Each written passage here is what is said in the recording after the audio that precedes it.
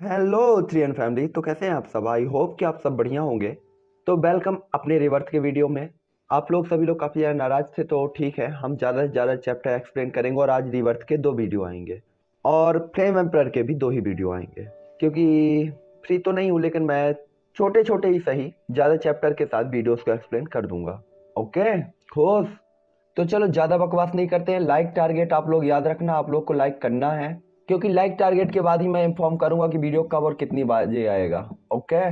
तो जैसा कि हमने रिवर्ट के पिछले एपिसोड में देखा था कि जोया ने एक ऑक्शन हाउस को ऑर्गेनाइज कराने वाला था, जिसकी खबर मुहान और ओल्ड मोडी की तरफ तक पहुंच गई थी, क्योंकि ओल्ड मोडी को भी एक वाइड लाइटिंग इनविटेशन पूल चाहिए था ताकि मुहान उसमें एंटर हो सके और जोयान को मारा जा सके। तो हमारी बात कल वहीं पे खत्म हुई थी, जहां पे मुहान ने कहा था कि मोडी एक तो मेरे लिए विंड लाइटिंग इनविटेशन पूल लेके आओ। तब मोडी ने कहा था मुझ बूढ़े को कहाँ फंसा रहे हो। जिसने भी पिछला एपिसोड नहीं देखा रिवर्स का, जाके देख लेना। तो हम मिलते हैं आपसे वीडियो के लास्ट में, और ये एपिसोड जस्ट स्टार्ट होता है वहीं से। यहाँ हमें मॉर्निंग का सीन दिखाया जाता है, जिसके बाद एशियन सोई सिटी में काफी ज्यादा चहल पहल होती है।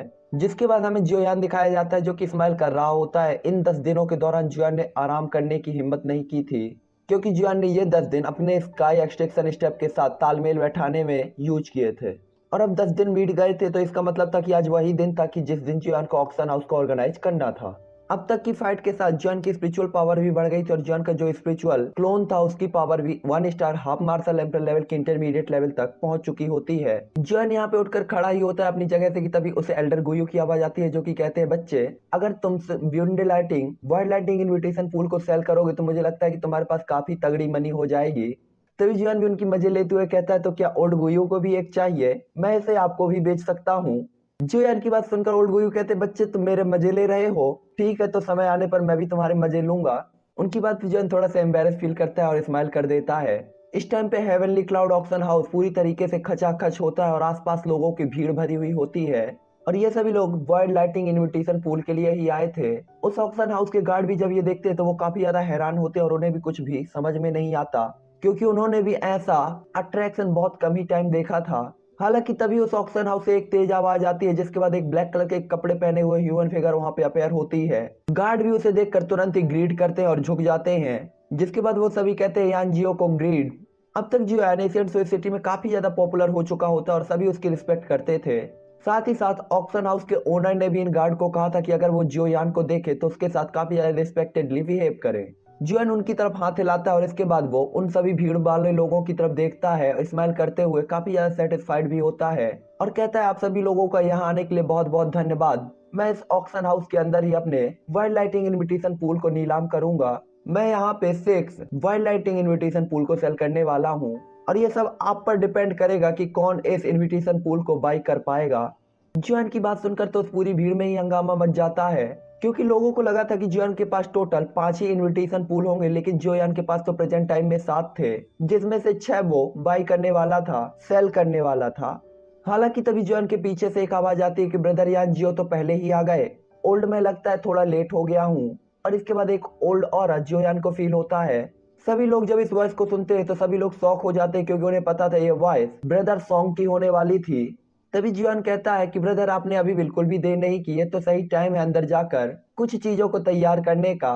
और जोयान की इतनी बात कहने के बाद ही अचानक से एक फिगर जोयान के बगल में अपेयर होती है, जो कि एक ओल्ड व्यक्ति था, जिसके बाल सफेद और ऑरा काफी ज्यादा दबंग होता है। जो ह्यूमन फिगर यहाँ पे अपेयर हुआ था उनका नाम सांग गैंग था, और ये एशियन स्वीट सिटी में हेवनली क्लाउड ऑक्शन हाउस के मैनेजमेंट को देखते थे। साथ ही साथ ये यहाँ पे काफी ज्यादा पॉपुलर भी थे, और इनकी पावर कमजोर नहीं थी। इनकी पावर एल्डर गुली और एल्डर जुआन के बराबर ही 8 star half martial emperor level पर थी। इस टाइम पे सॉन्ग पूरी भीड़ को इग्नोर करके सीधा ही जोयान की तरफ मुस्कुराते हुए देखता है। ब्रदर यान जियो, मैंने तो नहीं सोचा था कि आपके पास 7 वर्ल्ड लाइटिंग इनविटेशन पूल होंगे। सच में मुझे नहीं पता कि कितने लोग आपसे जलन फील कर रहे होंगे। जिसपे जियोयान भी हेल्पलेस तरीके से स्माइल कर देता है, और फिर कहता है अगर मैं इन्हें अपने पास रखता हूँ तो जरूर कोई ना कोई प्रॉब्लम मेरे ऊपर जरूर आएगी, इसीलिए मैं इसे नीलाम करने के लिए ब्रदर की हेल्प चाहता हूँ। जियोयान की चिकनी चुपड़ी बातों को सुनकर सॉन्ग गैंग जोर से स्माइल कर देता है। वो समझ जाता है कि जियोयान सच में काफी ज्यादा होशियार है। जिसके बाद वो कहता है ठीक है यान जियो, आप टेंशन फ्री हो सकते हैं और उन चीजों को मुझे सौंप सकते हैं। ओल्ड मैं आपको गारंटी देता हूँ कि मैं निश्चित ब्रदर यान जियो के लिए इनकी अच्छी कीमत लाऊंगा। ये सुनकर जॉन तुरंत ही उन्हें ग्रीट करता है और कहता है मैं इसके लिए ब्रदर सॉन्ग को धन्यवाद दूंगा। हालांकि यहाँ पे ये दोनों बात कर ही रहे होते कि तभी एक और वॉइस आती है, ओल्ड सॉन्ग, ऐसा लगता है कि लिटिल फ्रेंड या जियो से आपकी अच्छी बातचीत हो रही है। और ये वॉइस किसी और की नहीं बल्कि एल्डर जुआन की होती है। साथ ही साथ एल्डर जुआन के वर्ड से ऐसा लग रहा होता है कि जैसे ओल्ड सॉन्ग के साथ उनके काफी अच्छे रिलेशन हो। ये देखकर जुआन को भी समझ में आ जाता है कि आखिरकार ओल्ड सॉन्ग जुआन के साथ इतना अच्छा बिहेव क्यों कर रहे थे। ये सब एल्डर जुआन की वजह से ही हो सकता था। एल्डर जुआन की बात को सुनकर ओल्ड सॉन्ग कहते हैं कि आपको पता होना चाहिए कि इस यंग फ्रेंड की पावर हमारे और आपके बराबर ही है। अगर ये अपनी पूरी पावर का यूज करके फाइट करता है तो इसीलिए मैं इसे ब्रदर बुलाता हूँ, तो भला इसमें क्या गलत है। इस बात को सुनकर तो आसपास के जो लोग जियान से जेलसी कर रहे थे वो तुरंत ही काफी ज्यादा बुरा सा फेस बना लेते हैं और उन्हें काफी ज्यादा गुस्सा भी आ रहा था, जबकि जियान हेल्पलेस तरीके से वहां पे स्माइल करता है क्योंकि उसने उम्मीद नहीं की थी कि ओल्ड सॉन्ग सच में ऐसा कुछ कहेंगे। एल्डर जुआन भी जब ये सुनते हैं तो वो भी हंसने लगते हैं। इसके बाद एल्डर जुआन अपने बगल में देखते हैं तो लुओ जिन होता है, जिसके बाद वो एक दूसरे को देखते हैं और अपना सिर हिलाते हैं और नीचे उड़ जाते हैं।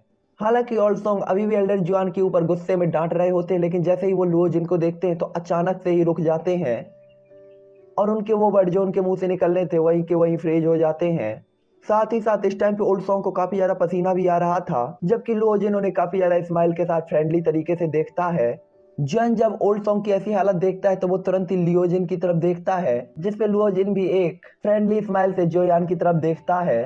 हालांकि बाहर खड़े हुए लोगों को तो यही लग रहा था कि ओल्ड सॉन्ग एल्डर जुआन को देखकर ऐसा रिएक्ट कर रहे हुए, लेकिन ये सब लियोजिन के कारण ही था, क्योंकि लियोजिन ने पास्ट में इन्हें एक बार अच्छा सबक सिखाया था जिसके कारण ये इतना ज्यादा रिस्पेक्टेड और डरे हुए तरीके से बिहेव कर रहे थे।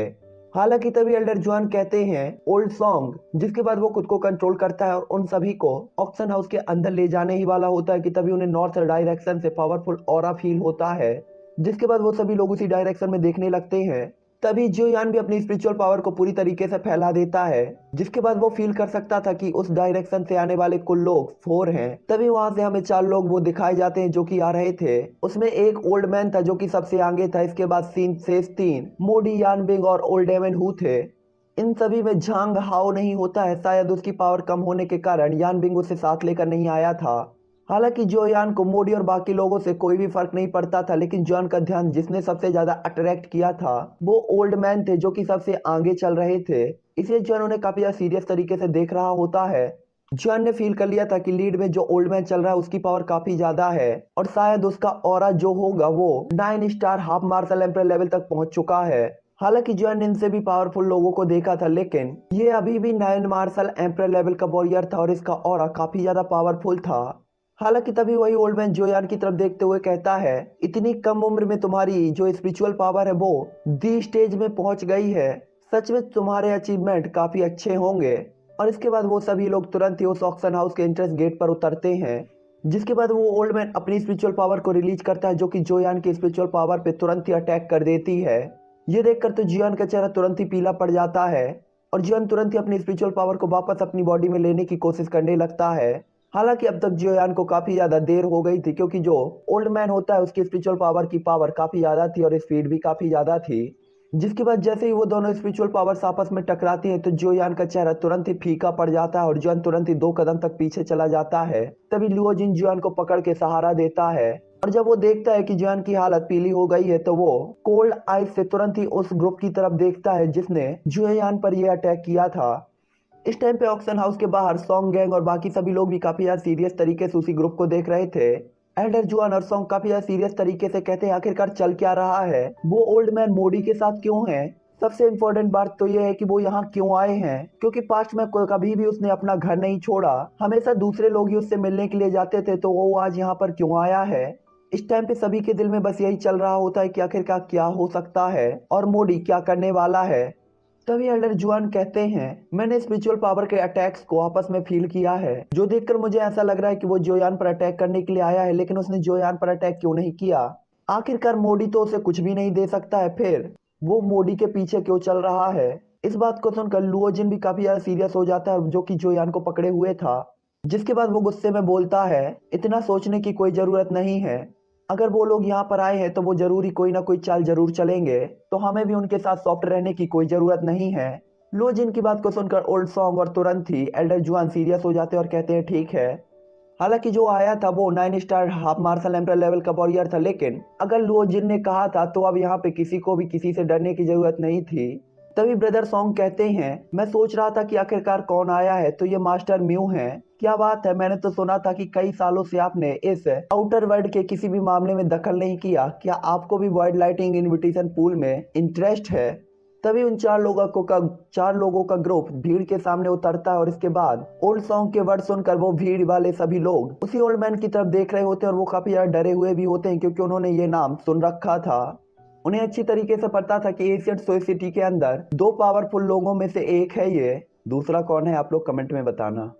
इस टाइम पे भीड़ तो पहले से ही डरी हुई थी, लेकिन सॉन्ग गैंग की बात को सुनकर मुहान तुरंत ही सॉन्ग की तरफ देखते हैं और उनकी आंखें बिल्कुल तेज तलवार की तरह होती है। लेकिन सॉन्ग बिल्कुल टेंशन फ्री तरीके से खड़ा हुआ था और उन्हें पूरी तरीके से इग्नोर कर देता है। कई र्यूमर्स भी सुने गए थे कि सॉन्ग ने कई बार ओल्ड लुओ का भी विरोध किया था, तो भला मुहान किस खेत की मूली थी। लेकिन इस टाइम पे वो मुहान से थोड़ा सा प्रेशर फील कर सकता था। हालांकि ये भी अभी सॉन्ग ब्रदर को पूरी तरीके से दबाने के लिए काफी नहीं था।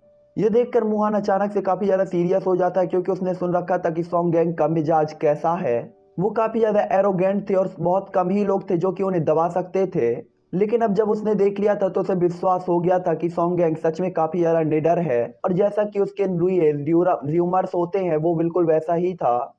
हालांकि तभी म्यूहान कहते हैं कि ये पूछना कि मुझे क्या लेना ये आपके ऊपर नहीं है, मैं आपसे सिर्फ यही पूछूंगा कि ऑक्शन हाउस कब स्टार्ट होने वाला है। तभी ब्रदर सॉन्ग कहते हैं कि वास्तव में मुझे आपसे कुछ भी पूछने की कोई जरूरत नहीं है, क्योंकि आप इस ऑक्शन में पार्टिसिपेट करने आए हैं, लेकिन आपने इस ऑक्शन के ऑर्गेनाइजर को ही घायल किया है, इसीलिए मेरे पास इस मामले में इंटरफेयर करने के अलावा कोई दूसरा ऑप्शन नहीं है। ये सुनकर मुहान कहते हैं इसके लिए इस बच्चे को ही दोषी ठहराया जा सकता है, क्योंकि ये दूसरों की जासूसी कर रहा था। इस टाइम पे मुहान काफी ज्यादा बेपरवाह दिखाई देता है, लेकिन वो जियोयान की तरफ देखकर थोड़ा सा हैरान भी होता है और स्माइल करते हुए कहता है कि मैं सच में काफी ज्यादा शौक हूँ कि एक 3 star half martial emperor level का वॉरियर वास्तव में अपनी डी स्टेट की स्पिरिचुअल पावर को एडवांस स्टेज तक ले जाने में कैपेबल है। ये सच में काफी ज्यादा टैलेंटेड लड़का है, लेकिन इसे अभी भी नहीं पता कि क्या इसके लिए अच्छा है और क्या बुरा।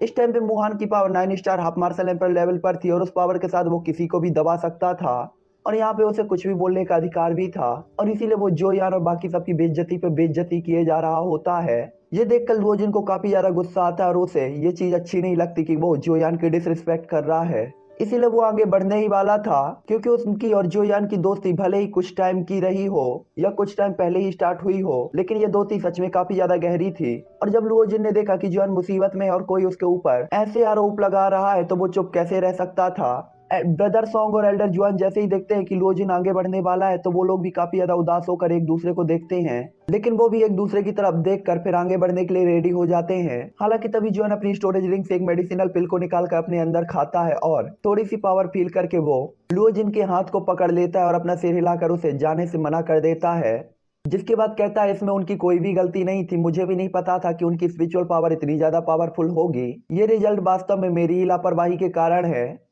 जोयान की बात सुनकर लुओजिन तो शांत हो जाता है, लेकिन जोयान काफी ज्यादा कोल्ड तरीके से मुहान की तरफ देख रहा होता है। जिसके बाद जोयान अपने ही दिल में कहता है फ्यूचर में मैं इससे आपको 100 गुना चुकाऊंगा। और इसके बाद जोयान तुरंत ही स्माइल करते हुए कहता है कि ये सच में मेरी ही लापरवाही है, इसीलिए इसे इग्नोर किया जा सकता है, क्योंकि अब सभी लोग यहाँ पर आ चुके हैं, तो चलिए ऑक्शन हाउस के अंदर एंटर होते हैं। जिसके बाद जोयान अपनी कमजोर हालत में ही स्माइल करता है और सभी को हाथ हिलाकर अंदर चलने के लिए कहता है। जोयान नहीं चाहता था कि किसी भी कारण से आज ये ऑक्शन हाउस डिले हो। हालांकि जोयान अपनी बात पूरी करने के बाद तुरंत ही मोडी की तरफ देखता है, तो वो देख सकता था कि मोडी की गैंग काफी ज्यादा चिल दिखाई दे रही, जैसे कि कुछ भी ना हुआ हो। हालांकि इस टाइम पे उन सभी के ऊपर ब्रदर सॉन्ग, ओल्ड जुआन, जियोयान, लुओजिन सबकी नजर थी और वो लोग काफी ज्यादा शक भरी नजरों से उन्हें देख रहे होते हैं। इस टाइम पे तो लुओजिन को काफी ज्यादा गुस्सा आ रहा होता है। इसके बाद हमें ऑक्शन हाउस का सीन दिखाया जाता है, जहाँ पे जियोयान और लुओजिन वीआईपी रूम पे बैठे हुए होते हैं। साथ ही साथ वो जिस रूम में बैठे थे वहां पे एक डोर के अलावा कुछ भी नहीं था, और साथ ही साथ उसे काफी पावरफुल बैरियर से क्रॉस किया गया था, जिसके कारण यहाँ से ऑरा भी बाहर नहीं निकल सकता था, जिसके कारण कोई पता नहीं लगा सकता था कि वहां पे कौन बैठा है। ये ऑक्शन हाउस भी काफी ज्यादा आइकॉनिक और सुंदर लग रहा होता है। साथ ही साथ ये काफी ज्यादा लग्जीरियस लुक दे रहा होता है। अंदर झूमर टंगे हुए थे और स्टेज में काफी सारी लाइटिंग हो रखी थी और चारों तरफ अंधेरा छाया हुआ था। इस टाइम पे जुआन की हालत भी कुछ हद तक ठीक हो चुकी थी। हालांकि जुआन जितना ज्यादा शांत दिखने की कोशिश कर रहा था, जुआन उतना ज्यादा शांत था नहीं। क्योंकि जुआन ने इस टाइम पे उस ओल्ड मैन को अपना दुश्मन मान लिया था। हालांकि जुआन तभी अपने टी का कप उठाता है और एक चाय का जिप मारता है, जिसके बाद जुआन एक लंबी सांस खींचता है और अचानक से स्माइल कर देता है। ये देखकर लुओजिन भी तुरंत ही अपने चाय का कप उठाकर एक घूंट पीता है और इसके बाद वो जुआन की तरफ देखते हुए कहता है, भाई जुआन, आपने तो मुझे लगभग बेवकूफ ही बना दिया है। तभी जुआन भी स्माइल कर देता है। हालांकि जुआन तभी लुओजिन की तरफ देखते हुए कहता है, वो ओल्ड मैन जिसे तुम लोग मास्टर म्यू या म्यूहान कहते हो, वो कौन है? लुओजिन ने भी लगभग अंदाजा लगा लिया था कि जुआन यही पूछने वाला है, इसीलिए वो जुआन को बताता है। वो कहता है कि मास्टर म्यू ये उसकी रिस्पेक्टफुल टाइटल है जो कि एशियन सिटी के लोग उसकी रिस्पेक्ट में यूज करते हैं। उसका नाम मुहान है और वो एक 9 star half martial emperor level का वॉरियर है। आपको पता होना चाहिए कि उसकी पावर सबसे ज्यादा मजबूत है अगर ओल्ड वो को हटा दिया जाए तो।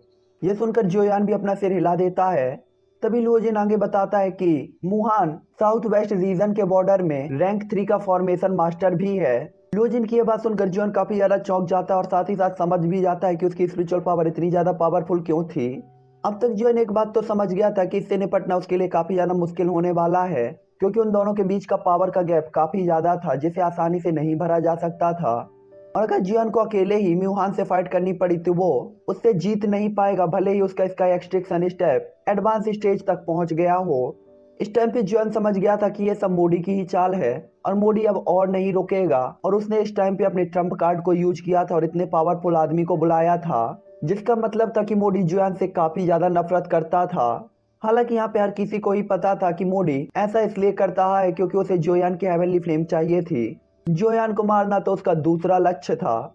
हालांकि तभी जोयान कहता है, मोडी एल्केमिस्ट कंपटीशन के बाद अगर तुम चले जाते तो ये तुम्हारे लिए अच्छा होता, लेकिन अब तुमने बार बार मेरे लिए प्रॉब्लम क्रिएट करके मुझे बहुत परेशान किया है, तो अब तुम मुझे किसी भी चीज के लिए दोष नहीं दे सकते हो। और इतना कहने के बाद जोयान के हाथ में जो चाय का कप होता है तुरंत ही डिस्ट्रॉय होकर धूल में बदल जाता है। लुओजिन जैसे ही ये देखता है तो वो तुरंत ही जोयान का माइंड फ्रेश करने के लिए कहता है, ब्रदर यान जो हमें ऑक्शन के लिए आइटम्स को रेडी करना चाहिए, क्योंकि अभी अभी सॉन्ग ने मुझे बताया है कि आपको 6 वाइड लाइटिंग इनविटेशन पूल को यहाँ पे नीलाम करना है। तभी जुआन भी लुओजिन के इरादे समझ जाता है, इसीलिए वो भी कहता है, हाँ हाँ ये मुझे बस किस्मत से मिल गए थे। जिसके बाद जुआन स्माइल करता है और अपने हाथ को फ्लिप करके तुरंत ही सभी आइटम्स को रेडी करने लगता है। जिसके बाद वो तुरंत ही अपनी स्टोरेज रिंग को आगे बढ़ाते हुए कहता है कि इसमें वो सभी आइटम है जिसको हमें आज इस ऑक्शन हाउस में नीलाम करना है। हालांकि मैंने पहले इन्हें ऑक्शन हाउस को नहीं दिया था, लेकिन मुझे लगता है कि इनके अंदर जो आइटम हो वो सच में काफी ज्यादा प्रीसियस होने वाले हैं, जिसके कारण इन्हें यहाँ पे सेल किया जा सकता है। जोयान की बात को सुनकर लुओजिन भी सिर हिला देता है, क्योंकि उसे पता था कि अगर जोयान ने कहा है तो इसका मतलब इसमें कुछ अच्छे ही आइटम होंगे। हालांकि यहाँ पे वो दोनों आपस में बात कर ही रहे थे कि तभी उनके रूम का डोर ओपन होता है। जैसे ही वो मुड़कर देखते हैं तो वहाँ पे ओल्ड सॉन्ग और एल्डर जुआन एंटर हुए होते हैं। तभी जुआन उनसे कहता है कि क्या सब कुछ हो गया, जिस पे एल्डर जुआन और ओल्ड सॉन्ग जोयान को बताते हैं कि इस बार का ऑक्शन काफी ज्यादा इंटरेस्टिंग होने वाला है, क्योंकि इसने काफी सारे पावरफुल सेक्ट को अट्रैक्ट किया है और यहाँ पे काफी सारे हाफ मार्शल एम्पर लेवल के वॉरियर हैं। और इस टाइम पे वो 2 घंटे से सिर्फ मैनेजमेंट में ही लगे हुए थे उन सभी के। जिसके बाद वो जुआन की तरफ देखकर कहते हैं, हाँ हमने सभी को मैनेज कर लिया है और सभी को बैठने के लिए जगह दे दी है। आपको परेशान होने की जरूरत नहीं है, जब तक हम दोनों वहां पर हैं कोई भी कुछ भी करने की हिम्मत नहीं करेगा। और सॉन्ग की बात को सुनकर जुआन थोड़ा सा भौचक्का रह जाता है, लेकिन लुओजिन को तो अच्छी तरीके से पता था कि इनकी हरकतें कैसी हैं, इसलिए वो एल्डर जुआन की तरफ देखकर स्माइल कर देता है। तभी जोयान भी आसपास देखकर माहौल को समझ जाता है कि हो सकता है ब्रदर सॉन्ग ने 1-2 को पीट कर समझाया हो। जिसके बाद जोयान अजीब तरीके से चौंकते हुए स्माइल करके सॉन्ग की तरफ देखता है तो ब्रदर सॉन्ग भी एम्बेरस होकर स्माइल कर देते हैं। हालांकि वो अगले ही मूवमेंट में सीरियस होकर जोयान की तरफ देखते हुए कहते हैं, क्योंकि ऑक्शन का टाइम पहले ही निकल चुका है तो मुझे लगता है कि अब हमारे पास तैयारी का टाइम बिल्कुल भी नहीं है। जिस पे जोयान कहता है, ठीक है आपको परेशान होने की बात नहीं है, मैंने पहले ही सारे आइटम्स को रेडी कर लिया है। ये सुनकर ब्रदर सॉन्ग तुरंत ही अपना सिर हिलाते हैं, क्योंकि जोयान के मैनेजमेंट ने उन्हें काफी सारी प्रॉब्लम से बचा लिया था, जिसके कारण वो ऑक्शन को अब और ज्यादा डिले नहीं कर सकते थे। तभी जोन अपनी स्टोरेज रिंग निकाल कर ओल्ड सॉन्ग की तरफ देते हुए कहता है कि इसमें आपको सारे आइटम्स मिल जाएंगे। हालांकि ओल्ड सॉन्ग को नहीं पता था कि जोन इसमें से कितने आइटम्स को सेल करना चाहता है, इसीलिए वो इसको जांचते हैं। हालांकि जैसे ही वो चेक करते हैं तो काफी ज्यादा चौंक जाते हैं और इस टाइम पे उनके फेस इंप्रेशन काफी ज्यादा चौंके हुए तरीके से जोयान को देख रहे होते हैं। उन्होंने देखा था कि जोयान के स्टोरेज रिंग के अंदर 100+ आइटम हैं जो कि काफी ज्यादा प्रीसियस होने वाले थे, और अगर ये नीलामी पूरी होती है तो इनकी कीमत कम से कम कुछ मिलियन स्पिरिट सिक्के तो हर एक चीज की कीमत होगी। इस टाइम पे वो सबसे ज्यादा हैरान इस बात को लेकर होता है कि जोयान के पास ऐसे आइटम्स कहाँ से गए, क्योंकि ये ट्रेजर तो बड़े बड़े क्लेनों में भी हड़कंप मचाने के लिए काफी था। साथ ही साथ उसने इनमें से कुछ चीजों के बारे में तो पहले भी सुना था, लेकिन उसने इन्हें कभी देखा नहीं था। और जब उसने आज इन्हें पहली बार देखा है तो वो काफी ज्यादा डरा हुआ और घबराया हुआ भी था।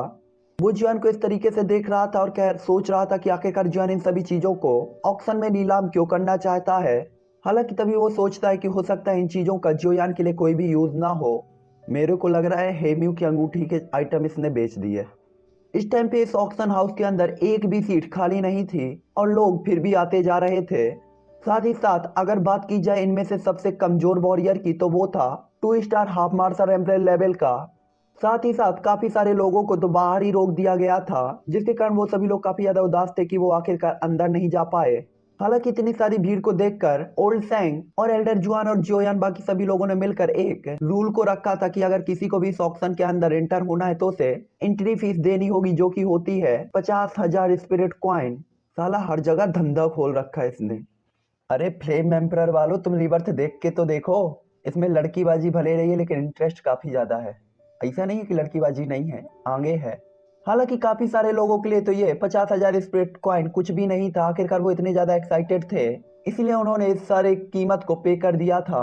हालांकि इस रूल के अपने कुछ काफी ज्यादा फायदे थे, क्योंकि इस रूल के कारण वही लोग ऑक्शन हाउस के अंदर एंटर हुए थे जिनके पास काफी ज्यादा पैसा था। साथ ही साथ इससे ऑक्शन हाउस को भी काफी ज्यादा प्रॉफिट हुआ था।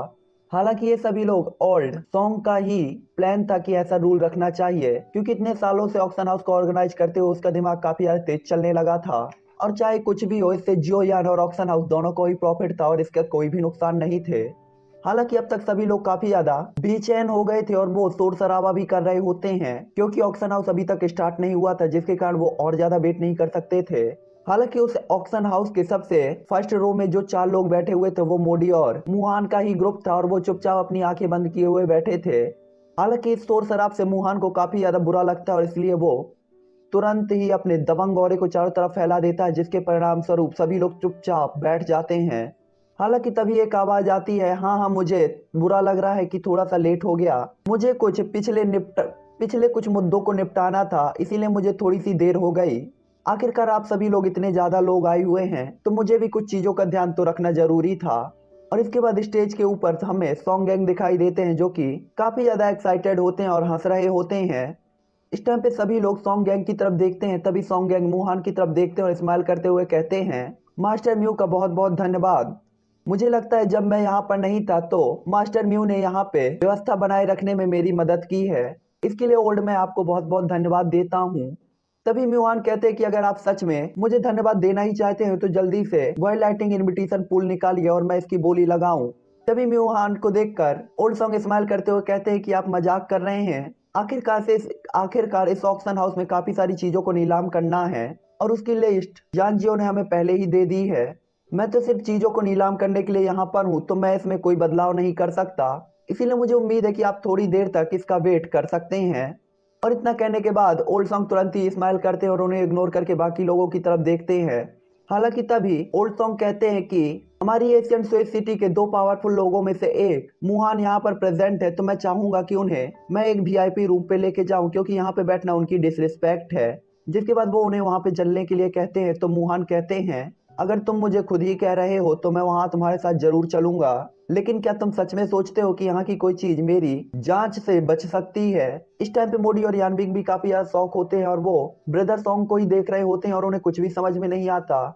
हालांकि ब्रदर सॉन्ग ने ऐसा इसलिए किया था ताकि वो वीआईपी रूम पर इन्हें ले जा सके और वहां की पावर बैरियर के कारण इनकी स्पिरिचुअल पावर को आसपास फैलने से रोका जा सके, क्योंकि आखिरकार म्यूहान अपनी स्पिरिचुअल पावर से पता लगा सकते थे कि नीलामी में किसने किस चीज को खरीदा है। इसके बाद म्यूहान तुरंत ही उन्हें गाइड करके एक वीआईपी रूम की तरफ ले जाने लगते हैं। उन्हें वीआईपी रूम तक छोड़ के आने के बाद ओल्ड सॉन्ग वापस से उसी स्टेज पर आते हैं और अपने 80 star half martial emperor level का और चारों तरफ फैला देते हैं। जिसके बाद ओल्ड सॉन्ग तुरंत ही अपने हाथ से एक फॉर्मेशन को क्रिएट करते हैं, जो कि काफी ज्यादा मिस्टीरियस और आइकॉनिक दिखाई दे रही होती है। उसी समय उनके उस फॉर्मेशन के कारण ऑक्शन हाउस, जो कि हेवनली क्लाउड ऑक्शन हाउस था, उसमें तुरंत ही एक इनविजिबल बैरियर को क्रिएट कर दिया था, जिसके कारण कोई भी अपनी स्पिरिचुअल पावर के कारण किसी भी चीज का आसपास पता नहीं लगा सकता था। ये कि सबसे और ये सबसे ज्यादा रेयर और मिस्टीरियस चीज थी इस ऑक्शन हाउस की। इस फॉर्मेशन को पूरा कर लेने के बाद आसपास बैठे हुए सभी लोग अपनी सोल के ऊपर कुछ भारीपन को फील कर सकते थे, जिसके कारण वो इस फॉर्मेशन को लेकर थोड़ा सा चिंतित भी थे। यहाँ पे आए हुए लोगों में से तो काफी सारे मास्क लगा कर आए हुए थे, ताकि चाइना में भी कोरोना है ना, ताकि कोई उन्हें पहचान ना ले।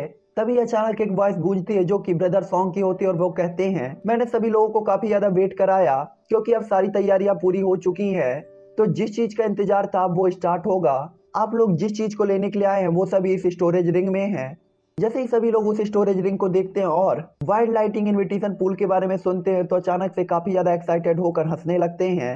ऐसा लग रहा था कि हर कोई ने बस इसी का इंतजार किया था।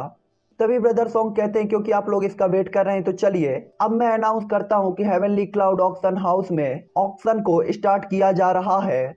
ओल्ड सॉन्ग के अनाउंस के साथ ही हमें वीआईपी रूम दिखाया जाता है, जहां पास एक अटेंडेंट म्यूहान और पीछे के तीनों लोगों को वीआईपी रूम की तरफ ले जा रही थी। वो अपना सिर उठाकर नहीं देखती कि आखिरकार वो किसे लेके जा रही है।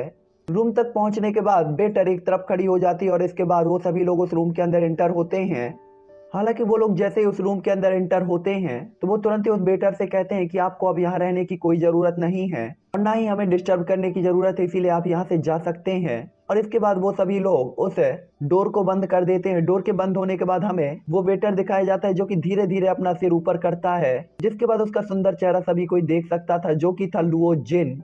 लुओ जिन को लग रहा था कि म्यूहान के लिए इस रूम में जो बैरियर है वो काफी नहीं होगा और वो अपनी स्पिरिचुअल पावर से आसपास की चीजों को स्कैन कर सकता है। इसलिए उस रूम के बंद होने के बाद लुओ जिन तुरंत ही अपने उसी फॉर्मेशन को निकालता है जिससे वो क्लाउड शिफ्टिंग बुल्ट से निपटने के लिए यूज किया था। जिसके बाद वो तुरंत ही अजीब सी फॉर्मेशन को क्रिएट करने लगता है और आसमान पे वही स्टार प्लेट चमकने लगती है, जिसके बाद वहां पे 7 स्टार क्रिएट होते हैं। और इसके बाद लुओ जिन तुरंत ही उस फॉर्मेशन को उस रूम के ऊपर क्रिएट कर देता है, जो कि म्यूहान, यानबिंग और बाकी सभी लोग थे उस रूम के अंदर। लुओ जिन का ये फॉर्मेशन ग्रेट 1 स्टार डिस्क या डिस्क एरे कहा जाता है। लुओ जिन जब देखता है कि उसका जो एरे है या कि फॉर्मेशन है पूरी तरीके से उस वीआईपी रूम के आसपास छा गया है, तो लुओ जिन थोड़ा सा रिलैक्स फील करता है। जिसके बाद वो घूमता है और तुरंत ही निकल जाता है वहां से। यहाँ पे म्यूहान वाइल्ड लाइटिंग इनविटेशन पूल के लिए आया था, लेकिन जोयान को मारने के उसके इरादे को देखते हुए वो इस ऑक्शन हाउस को आसानी से तो चलने देने के बारे में बिल्कुल भी नहीं सोच रहा था। हालांकि यहाँ पे लुओ जिन को भी पता था कि सॉन्ग गैंग काफी ज्यादा पावरफुल हैं और साथ ही साथ उनकी इस ऑक्शन हाउस में काफी ज्यादा रिस्पेक्ट भी है, लेकिन सॉन्ग गैंग अकेले ही म्यूहान को नहीं रोक सकते थे। इसीलिए लुओ जिन ने खुद जाकर इन चीजों को अपने हाथ में लिया था और हर एक चीज को खुद डिफेंड किया था। यहाँ पे लुओ जिन उस रूम की तरफ आता है जहाँ पर जोयान था और इसके बाद वो पीछे देखते हुए कहता है, म्यूहान तुम्हारी स्पिरिचुअल पावर पावरफुल हो सकती है, लेकिन मुझे नहीं लगता कि तुम मेरे उस फॉर्मेशन को तोड़ सकते हो। और इसके बाद वो रूम के अंदर चला जाता है। तभी म्यूहान हमें दिखाया जाता है जो कि अपने रूम पर होता है और काफी ज्यादा गुस्से में यहाँ वहाँ देखते हुए कहता है कि आखिरकार ऐसा कैसे हो सकता है, बास्टर्ड एक 8 स्टार हाफ मार्शल एम्परर ऐसा कैसे कर सकता है। म्यूहान की ऐसी हालत को देखकर मोडी, यानबिंग और बाकी सभी लोग काफी ज्यादा हैरान हो जाते हैं। उन्हें लगता है कि ये इतना ज्यादा गुस्से में इसलिए है, इसका रीजन जोयान हो सकता है। इसलिए वो तुरंत ही पूछते हैं, मास्टर म्यू क्या हुआ। तभी म्यूहान कहता है कि अपनी अपनी स्पिरिचुअल पावर को यूज करो, तुम्हें खुद पता चल जाएगा, इन्होंने मेरे लिए जाल बिछाया है। क्या ये सच में नहीं जानते कि आखिरकार मौत का डर कैसा होता है। म्यूहान की बात को सुनकर मोडी तुरंत ही चुप हो जाता है और कुछ भी नहीं कहता। जिसके बाद वो अपनी स्पिरिचुअल पावर से आसपास की चीजों को स्कैन करने लगता है और जो देखकर मोडी के फेस इंप्रेशन भी तुरंत चेंज हो जाते हैं, क्योंकि उसकी जो स्पिरिचुअल पावर थी वो वीआईपी रूम के बाहर निकल ही नहीं पा रही थी। जिसका मतलब था कि इस वीआईपी रूम के बाहर कोई पावरफुल स्पिरिचुअल बैरियर था या कि कोई फॉर्मेशन थी जो कि उनकी स्पिरिचुअल पावर को रोक रही होती है। तभी मोडी भी गुस्से में चिल्लाते हुए कहता है कि यह कैसे हो सकता है, आखिरकार कई बार मैं हेवनली क्लाउड ऑक्शन हाउस के ऑक्शन में पार्टिसिपेट कर चुका हूं और कभी भी ऐसा नहीं हुआ कि स्पिरिचुअल पावर को रोकने वाले उस बैरियर ने इतनी ज्यादा पावर को शो किया हो कि कोई बाहर जा ही ना पाए। इस टाइम पे उन सभी लोगों को एक बहुत बड़ा झटका लगा हुआ था, क्योंकि वो सभी लोग इस पावर को फील कर सकते थे। उन्हें पता था कि ये पावर या कि फॉर्मेशन पिछली हर बार से काफी ज्यादा पावरफुल है, क्योंकि आखिरकार रैंक 3 के फॉर्मेशन मास्टर म्यूहान भी इसे तोड़ने में कैपेबल नहीं है। तभी जोयान भी लुओ जिन की तरफ देखते हुए कहता है, क्या हुआ, क्या तुमने अपना काम कर लिया। तभी लुओ जिन भी जोयान की तरफ देखते हुए एक स्माइल पास कर देता है और जोयान के बगल वाली कुर्सी में बैठकर कहता है, हाँ हाँ बिल्कुल, मैं जब उनके साथ गया था तो उन्होंने मेरे कपड़े को देखकर बिल्कुल ऐसे ही बिहेव किया कि जैसे मैं कोई वेटर हूँ। इस टाइम पे जॉन काफी ज्यादा खुश दिखाई देता है और साथ ही साथ लुओजिन की रिस्पेक्ट उसके दिल में काफी ज्यादा बढ़ जाती है। जिसके बाद वो लुओजिन की तारीफ पे तारीफ किए जा रहा होता है, जो सुनकर लुओजिन भी स्माइल कर देता है। और इसके बाद दोनों लोग अपने चाय के कप को उठाते हैं और चेस करते हुए चाय पी रहे होते हैं। और इसके बाद दोनों अपने सामने की स्क्रीन पे ऑक्शन हाउस को देखने लगते हैं, जो कि बस स्टार्ट होने वाला था। तो चलिए थ्री एंड फैमिली, अब ये एपिसोड यहीं पर एंड करते हैं और मैं आपसे मिलूंगा नेक्स्ट एपिसोड पर। आई होप कि आप लोगों को ये वीडियो पसंद आया होगा। और हाँ, आज एक और रिवर्थ का वीडियो आएगा क्योंकि ऑक्शन हाउस स्टार्ट होने वाला है और उसमें मैं पूरे ही ऑक्शन को क्लिक कवर करूंगा।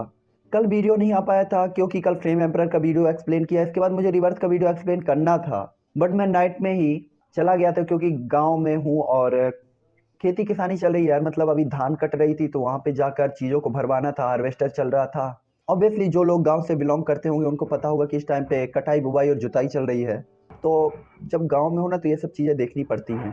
तो एंजॉय करो यार, थोड़ा सा टाइम मुझे भी दिया करो। मैं भी टाइम मांगता हूँ, हालांकि नहीं मांगता हूँ, मैं तो ऑब्वियसली जितना टाइम होता है एक्सप्लेन ही करता हूँ। तो ओके बाय बाय, ज़्यादा बात नहीं करता हूँ और नेक्स्ट वीडियो एक्सप्लेन करना है क्योंकि फ्लेम एम्पर वाले भी वेट कर रहे होंगे। तो bye bye three and family, Tata.